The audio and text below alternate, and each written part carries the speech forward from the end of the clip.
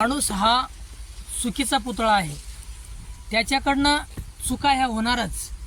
आणि हा जो समाज आहे तो समाज त्याच्या चुका काढणार नाही असं होऊ शकत नाही। माणूस हा चुकीचा पुतळा आहे, त्यामध्ये दुरुस्त्या होत असतात, परंतु हा जो समाज आहे तो समाज मात्र त्याच्या चांगल्या गोष्टीकडनं पाहता त्याच्या चुकावरती बोट ठेवण्याचा नेहमी प्रयत्न करत असतो।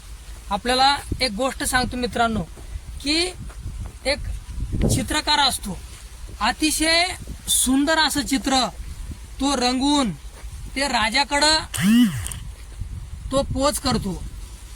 त्या दरबारामध्ये राजाने असं ठरवलं असतं की हे जे चित्र आहे हे समाजापुढे ठेवलं तर तो समाज त्या चित्रावर काय प्रतिक्रिया देईल। जेव्हा राजाने ते चित्र एका भिंतीवरती चिटकवून त्या खाली लिहिलं की या चित्रामध्ये तुम्हाला काय चुका दिसतात त्यावरती तुम्ही फुली मारा।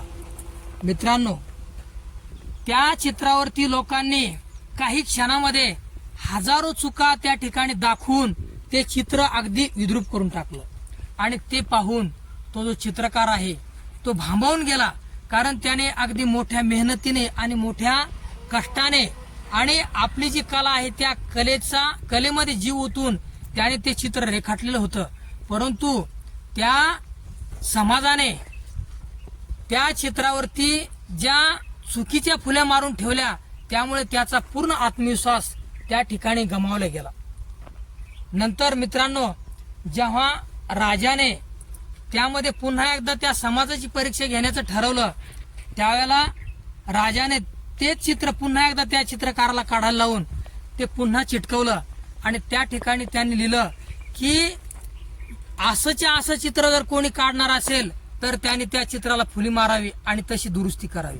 मित्रांनो, तसं लिहिल्यानंतर ते चित्र बरेच दिवस त्या ठिकाणी लटकवलेलं होतं, परंतु त्या ठिकाणी एकानेही रिमार्क टाकला नाही किंवा एकानेही त्यावरती कोणत्या प्रकारची प्रतिक्रिया लिहिली नाही।